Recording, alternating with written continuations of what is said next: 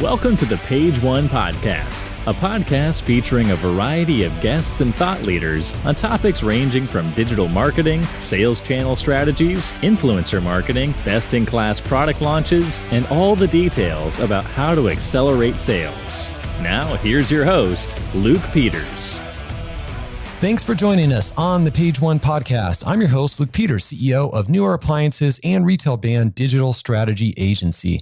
Business owners, do you wish you had an expert advisor to help you grow your brand online, direct to consumer, and also grow sales into Amazon, Wayfair, Home Depot, and other online channels?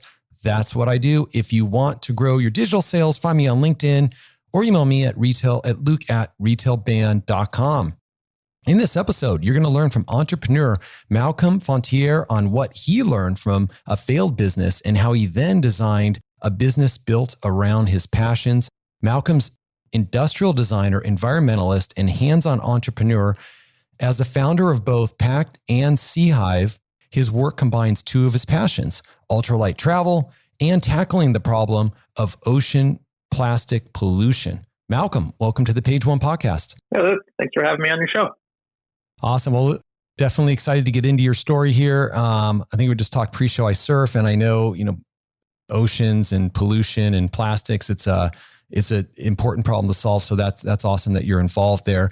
But kicking it off, why don't you just share a little bit about what Pakt does? That way, the listeners have a good idea of what you're working on. Sure. We make travel products, travel accessories. We're most well known for carry-on luggage. The way we describe it is obsessively designed travel essentials, and everything we do, we approach it with responsible, doing so as responsibly as possible, from our business practices to the materials and packaging that we choose to use, and that's a big part of our brand. And for the luggage, what's the average selling price? Where does that kind of fit into the category? Depending on who you ask, it's I guess kind of more mid to high end, where most of our bags are in the $250 to $300 range. Cool. And are you selling, I know you're direct to consumer, are you on other channels like Amazon and eBay or any other sites, or is it, what's the percentage of sites that come directly from, the percentage of sales that come from your website? We are almost exclusively direct to consumer. We're, I'd say, about 95%. Our own internal policy and statement is that we are direct to consumer, but we entertain any other unique opportunities on a case by case basis. And so we did experiment with Amazon, but we didn't feel like it was working for us based on our brand and the ROI that we're seeing. So we got out of that. But for the most part, most of the time, our own website is the only place that you can find and purchase our products. Although sometimes, right now, doing a collaboration for the holidays with Goop, and so it's a good way to reach some new audiences. Goop's core audience is definitely a little different than ours, and so we saw it as a good way to reach those audiences. But that'll just be a limited time, and before long, by the new year, we'll be back to exclusively direct to consumer until the next opportunity pops up. Yeah. Well, that's great. And I know a lot of the listeners here, I know a lot of them have maybe product in-store, or they're focused on in-store and online channels, or they're focused on online channels. Not very many are 100% direct consumer because it's harder and harder. So obviously you found that secret sauce and you're doing a lot of things right. We might dive into that. We'll still kind of focus on our theme of building a business around your passions. But definitely I find that interesting. Let's kind of quickly go through a few more details about your business. Can you give us an idea of scale, maybe like how many employees you have, direct and indirect? Sure. We're small, but of course we're working to grow and growing anywhere we can, but we actually like being smaller, maybe more accurate is efficient. We try to do as much as we can with a small team and grow when we need to. But we're a team of myself plus 5 full-time employees. So there's 6 of us all distributed, all in the U.S., but everyone works from their own city, stretching from coast to coast. And then there's probably about half dozen as needed contractors that we work with. We're pretty small, but pretty young too. We just celebrated our 3rd birthday this November, just a week ago. And we're still pretty young, and we're growing our product line and growing our team. Awesome. As we go. And what type of systems are you using? Are you guys on Shopify platform? And then what else do you guys use, say, internally? Yeah, we are on Shopify. We pair that with Klaviyo for our email newsletter management, which we're happy with both of those. Wouldn't say Shopify is the only thing that would work for us, but just the size of their ecosystem and all the different add-ons and stuff that are available makes it really appealing, and so it works well for us. And then internally for our projects and things, we use Google's suite of products, and then we also use Slack for quicker communication, and Trello for longer term kind of project management with different boards on there for each department, and cards for kind of longer ongoing projects. It works well for us. Yep, Trello is great. Yeah. And then again, a lot of companies here still they wish or they want, especially after coronavirus and the disruption it's caused, to have that D2C component, even if they are much, much larger companies. What are the 2 to 3 KPIs that you track weekly to lead your company? Yeah. Well, being a direct-to-consumer business, one that we find very important is, especially at this point in our business where we're trying to optimize a lot of things, is the profit margin, but not just your margin on looking at your factory cost or at your landed cost compared to your retail cost. But what we find, especially true in 2020, is that what we look at is the margin of the actual average sale price, because it's often so different from your retail price, and it fluctuates every day and every week based on where your converting traffic is coming from. Because like most brands these days, we work with ambassadors and affiliates. There's different discount codes. That's what I mentioned in 2020, doing sales and offering different types of discounts is so important to keep sales momentum up. And all those things just eat into your margin. So if we don't watch that carefully, it's easy for those margins so that's one that we watch really closely. And then of course, we're always watching our average sales daily, weekly, monthly. And then another one for us, we're so focused on creating amazing product. And that's where that price kind of comes in. We're not about pricing something just because you're paid for the brand. We price our products because you're getting a quality, refined product, and we make it part of our brand that it costs money to make a quality product and do so responsibly. And so one thing we watch super closely is product defects and tracking those, anything that we're hearing, and making sure that we're working on ways to design those defects out of the next production order. Yeah, it makes a lot of sense. And, you have to factor in your advertising, you direct to consumers. I'm sure you're spending, a lot on advertising and finding different ways to drive traffic. But it sounds like you've found that recipe to be profitable. Trust me, it's not easy, and it's harder. You've been in the business, before this, you've had another business. So how paid advertising has gotten, ROIs have dropped over time.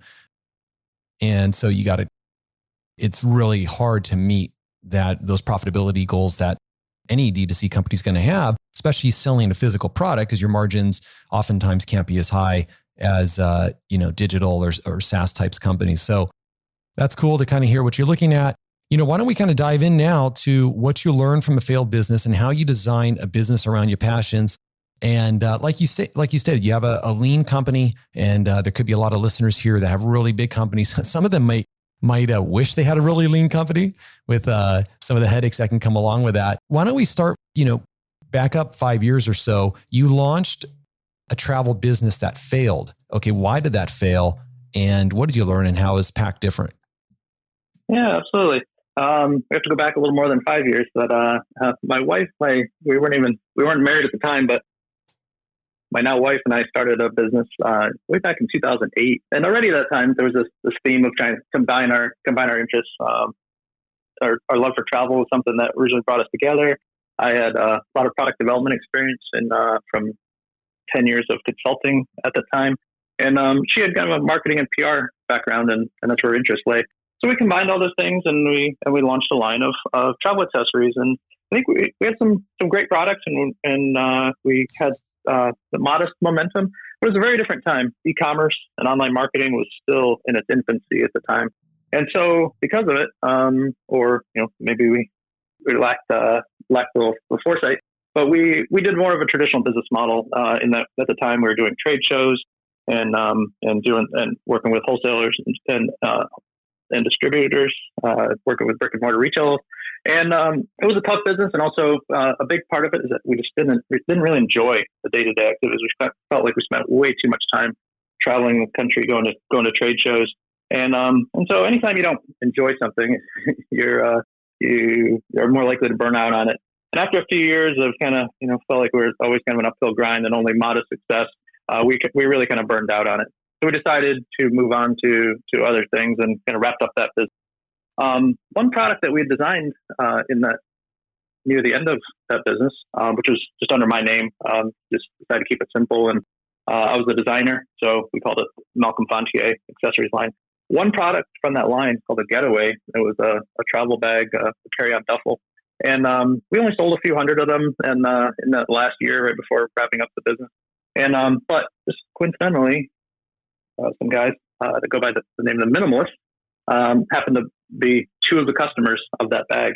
I changed gears, and for a few years, I was working on a tech startup, and people would ask me, "Do you think you'll ever go back to do another line of bags?" And at the time, I said, "No, there's too many other things I want to do. I already did it once, so why go back and do it again?" But I ended up making a liar out of myself saying those things. So, but what happened was the Minimalists, they actually had a really great kind of career trajectory, and they put out a movie in 2016 that was picked up by Netflix simply called Minimalism, and in it they just use our bag and the bag that we designed 5 years earlier, and ironically it generated a ton of interest in the bag. The movie is about minimalism and decreasing your possessions. And ironically, a lot of people that saw it wanted to buy this bag that they saw in it. That is so funny. There's a lot of irony and serendipity around it. Definitely wasn't planning to start another bag business. I was ready to start something new when this movie came out. I was actually laying the groundwork for what I wanted to do was go from the tech startup world, which I realized I was kind of out of my element there. I'm much more suited. I enjoy and I'm better at kind of the physical product design world. And so I wanted to go back to that, but I didn't want to just create more crap that's easy to think that the world doesn't need. And so I was looking at how I could use product designers are creative problem solvers. So I was like, how can I use my product design background for an environmental venture? And as a boater and fisherman, I spent a lot of time on the ocean. This problem of ocean plastic was close to, was personal to me. And so I was looking at how we could tackle the problem of ocean plastic through product design. So actually, that's a lot here. We're almost there. The product, so I actually, when the movie came out, I actually was reluctant to do it because I was so set on tackling the problem of ocean plastics. But the demand and the inquiries for the bag that was used in the movie just kept coming in. So after a while, it became kind of too much to ignore. And so what really changed is when I realized that we could use we might be able to relaunch this product and use that as a case study for my other venture, SeaHive, which would package products 100% plastic free and show people how you can produce a product, get it to a customer, all with environmentally safe packaging materials. And so I reached out to the Minimalist, and we decided to collaborate on launching the bag, and it went really well. Here we are, 3 years later. It went well enough, and we were enjoying it that I decided to turn it into a business, which is now called Pakt. It's a great story. And it's like, and just to quickly summarize, you started a business, you kind of lost passion. You and your wife weren't really interested in the direction it was going. You were kind of selling wholesale, not direct to consumer.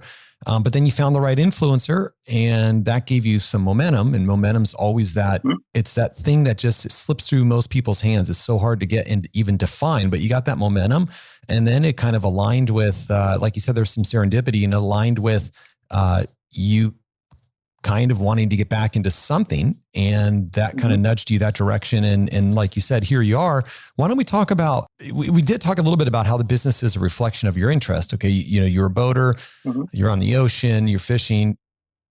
You don't like plastics in the water. Nobody does, but talk more about that. And even how you kind of design your life around the business. Maybe it's a way that you schedule your week, or it's just how you think when you're designing products. I don't know, quickly, it would be kind of fun to hear how you think about business and life together. Yeah, absolutely. I'm somebody that kind of a bit obsessive. And so I get into something, I get really into it. I have a lot of hobbies. Being on the waters is one of them. I'm a mountain biker. I recently became a pilot. And the only way to do all these things, which, as an entrepreneur, as you know, Luke, it's kind of, it can be all consuming. It requires you to be thinking on it 7 days a week. And, but I really think that, to do it well and do it for the long term, you really need to make sure that you have that work-life balance. And so for me, I think the way my passions kind of play into it is that they force me to keep my work more contained, because, I don't, my wife and I don't have any kids, but, kind of probably a lot like parenthood. You have to make sure that you finish that work in time to get out and spend time with the family. With myself, it's my wife is my family, but it forced me. I make sure that I work as efficiently and keep focused on what's important in the business in order to make sure that I leave time to do all the other things I want to do in life. And I think any business and any person, any team member can benefit from really trying to focus on efficiency and forward progress in the least amount of time. Yeah. And do you think of it and by the way, I'm a mountain biker too. So you'll have to let me know if you come down to SoCal. Oh, nice. And I went to the dark side. I actually got an electric mountain bike. I got a Levo. I don't know if you've checked that out. It's actually pretty sweet. But they are fun. We rented one for my wife recently, and they're fun. So I can see how you can go to the dark side. I haven't done it yet though. Yeah, I mean, it's funny when you go there. You're actually, don't worry, you're going to still want to ride your regular bike, because like if you just have time for like a short ride, you're going to know the electric one's not going to give you the workout you're looking for. But right. But it's fun. You can go places you can't go on the other bike. Right. Sweet. Well, anyways, I mean, when you think about business, do you think of your business like a lifestyle business where you focus on margin? And you kind of talked about earlier, you're not, you guys are growing, but you're not in a rush to overgrow, and you want to fit it around your life. Do you think of it like that as a lifestyle business, or not really? Well, I don't think it's that black and white. No, I definitely am thinking about growing this and, next steps. Hopefully, I want to have more options down the road, whether it's, an exit or whatever it may be. And so we're always thinking, the way I think about it is that in everything we do in life, it's generally better to have more options. And so the more value we build into the business, the more options we're going to have, whether we decide it's time to sell or anything else. And so in that way, I don't think of it as a lifestyle business. We're trying to achieve as much as we can in as short a time possible, and grow this as big as we can in a way that feels natural to us. But I guess, but I do always keep that focus on, quality of life, and encourage my team to do the same. Some people on the team that end up, I can tell I see responses in the middle of the night. They're checking emails in the night and stuff. And other times I'll just remind people to, don't burn out. You're an awesome team member, and we want to keep you around. The last thing I want you to do is burn out. So make sure you keep your work in check and try to keep it contained. So I guess in that way, I'm very focused on work, again, returning to that theme of kind of work-life balance and keeping things in check. So I guess in some ways that might make us, some people might define us as a lifestyle business. Cool. And, there is a trend now, and I don't know if the audience has totally seen this, but there is a trend away from the endless aisle on a lot of marketplaces. I think Target, Home Depot, I think a lot of them are going there. I don't know if Amazon's I don't think they publicly stated it. Some of these other brands have. And it's tough because, there's value to that endless aisle, but then it also can create confusion with a lot of options. Yeah. And I think a lot of the future of the internet is that, and even a way to compete with Amazon is that a lot of these larger brands are not going to go down that path. Like Costco for sure has not gone down that path. If you check out their website, and I think Bed Bath & Beyond as well. Yeah. So, you as well have, you mentioned that it's beneficial to have fewer options. Mm-hmm. Go ahead and explain what you mean there, and maybe some takeaways that the listeners can get here. Yeah. What I mean by that is if you have every option in the world in front of you, it takes more time to make those decisions, or it can make making the decisions harder. Some examples with our own business that is basically once you set, non-negotiables. If there are any non-negotiables that apply to your business, then put those in place and make sure everyone on your team is aware of these things. And I think it makes your day-to-day and sometimes this bigger decisions easier. A couple that come to mind for our business is that we're a fully distributed team. That happened because when I was in at the tech startup, I was able to work remotely. We didn't have any physical location. I enjoyed it. My wife and I started getting snowbirds. We'll go somewhere warm in the winter and work from there. So when we launched Pakt and it came time to start growing the team, the one non-negotiable is I really enjoy this remote work. So anything that we're going to do, let's set it up in a way that we can do it remotely and do it well remotely. And so we actually do have a small office located at where one of my team members lives, just because we need a place to have marketing samples and things. But other than that, we're a distributed team, and that makes everything easier. If we're evaluating some kind of opportunity, but it would require physical office, at this time, we would basically move on and look at other options. Another one is our SeaHive effort. The fact that we do not use any plastic in our packaging. Without that non-negotiable, when it came time to package a new product, you'd look at all these different options and say, oh, wow, there's 50 different ways to package this. If right away you say, we don't use any plastic, it narrows that list considerably and actually makes your options easier. And so those are a few of the ways that I think having fewer options in your business can actually make things easier. Yep. Those are great examples. And, when you're running a D2C, what a lot of people know, and maybe some don't, is, if you're paying for all this traffic, it's really hard to turn a profit. So obviously, companies got to focus on building email lists and getting organic traffic. You guys have done a good job of creating an engaged social community. Walk us through some maybe specific things you've done that have worked, maybe some story or an example that might create some takeaways for the listeners. Yeah, I guess you could probably trace it all back to, we often say at our business that our community is awesome. We describe our customers as our community. Our customer base, our community, it also feels pretty unique that they're vocal, super vocal, really engaged. And I think a lot of that can be traced back to the way we launched. The fact that we launched on crowdfunding. We originally chose crowdfunding because it was a way to get an accurate sense of the demand for the bag that we were going to relaunch without placing a large production order first. The nice bonus that we realized is that the crowdfunding audience tends to be super engaged. These are kind of early adopters. They help bring the product to life. And that product I mentioned was a pretty successful crowdfunding campaign. We sold about 10,000 units and almost 10,000 customers just from the crowdfunding campaign. And they created the foundation for our audience now. And so the fact that they're so engaged, and the other part that we do is it really just comes down to simply listening and having a conversation with the customers. When people comment on a social media post or something, rather than just giving a like or a thanks or whatever it was, kind of one-word answers. We've established some kind of guidelines for our customer service team and our community and social media team to basically go above and beyond.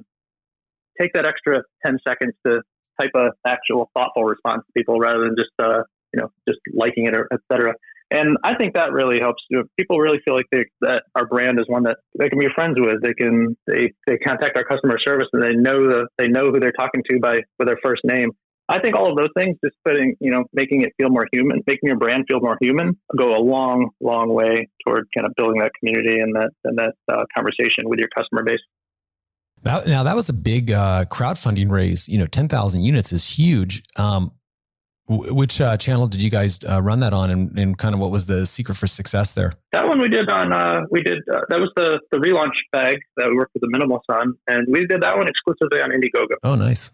Kickstarter and Indiegogo are the two big players in the space, and a lot of people do Kickstarter first, and then we'll move over to Indiegogo. But after evaluating both platforms, we chose to go with Indiegogo, and have no regrets. Since then we've launched the crowdfunding campaign on Kickstarter as well, and they can both work, but there's a few reasons that we ended up going with Indiegogo, and it worked well for us.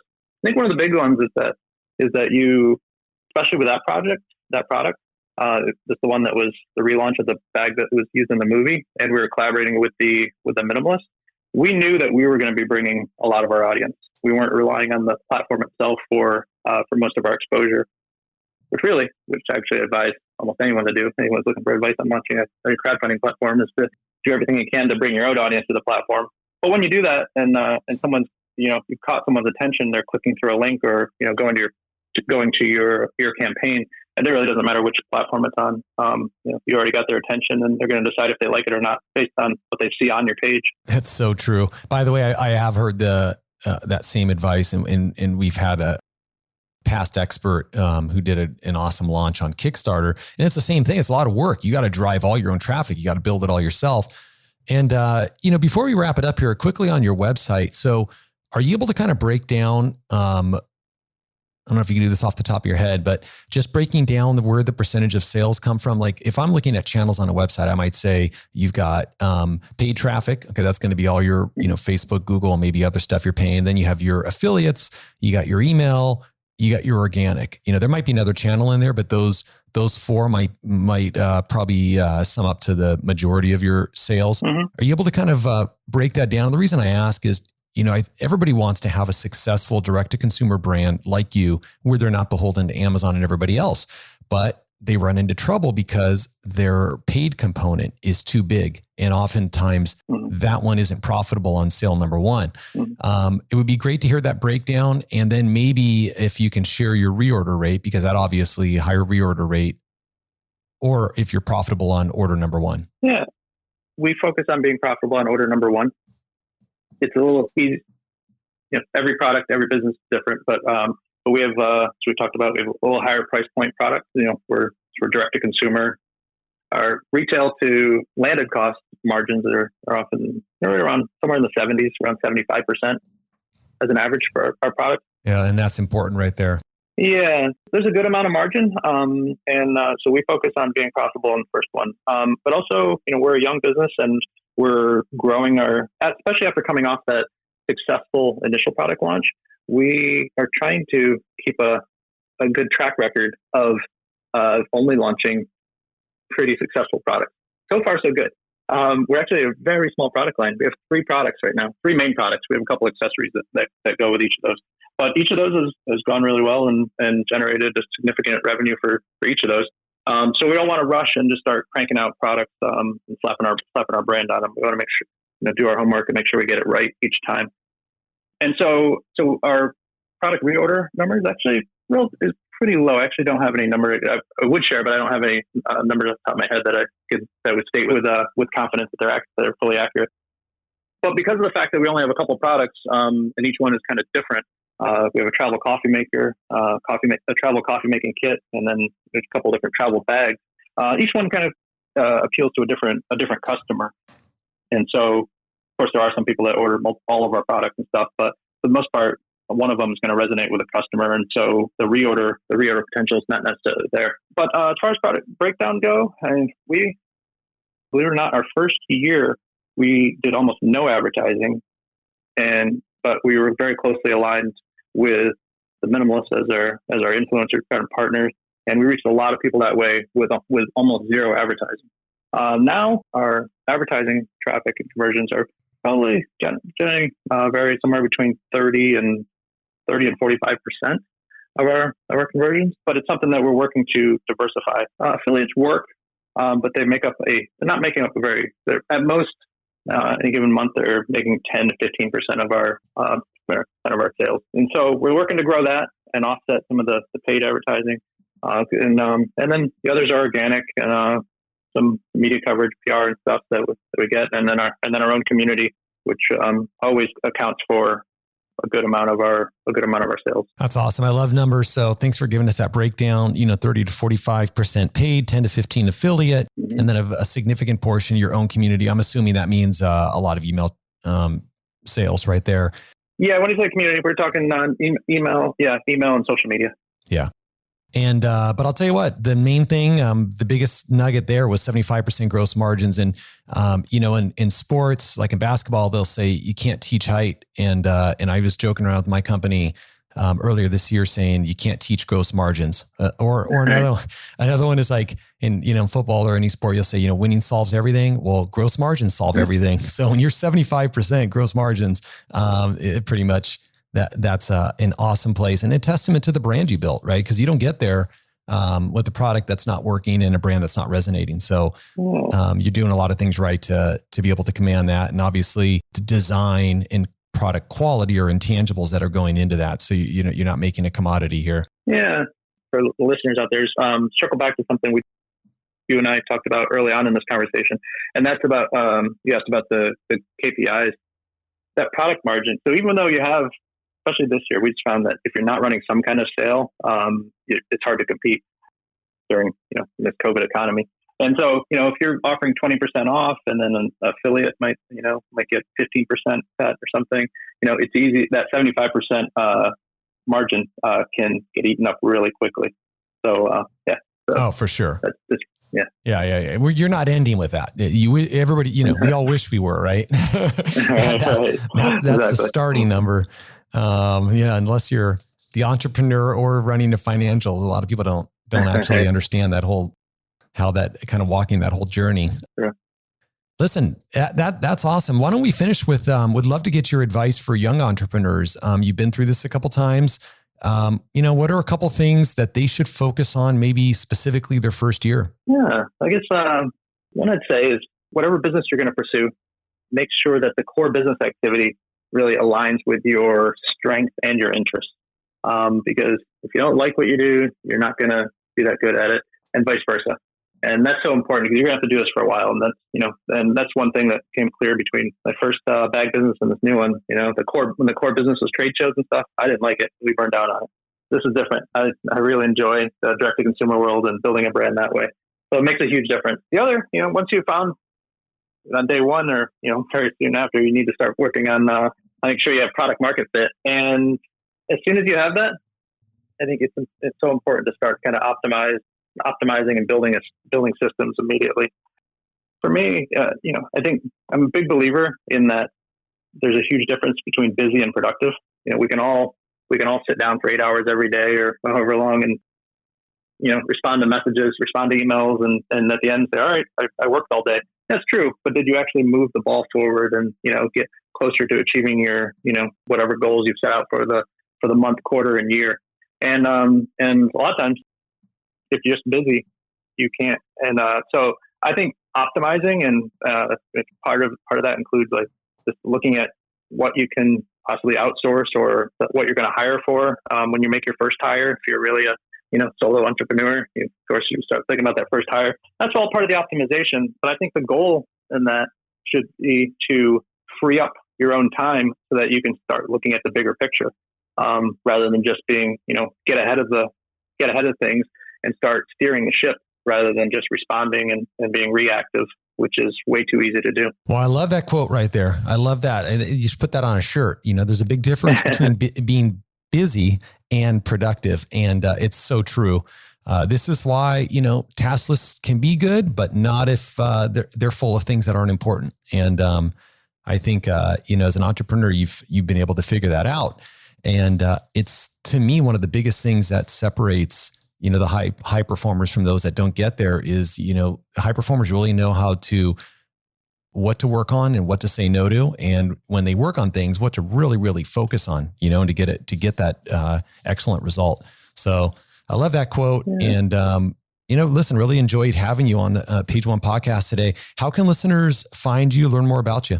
Sure. And enjoyed the conversation too. Thanks for having me. Our business is at paktbags.com, PAKT bags, the same letters on all the socials. You'll get to us at Pakt Bags.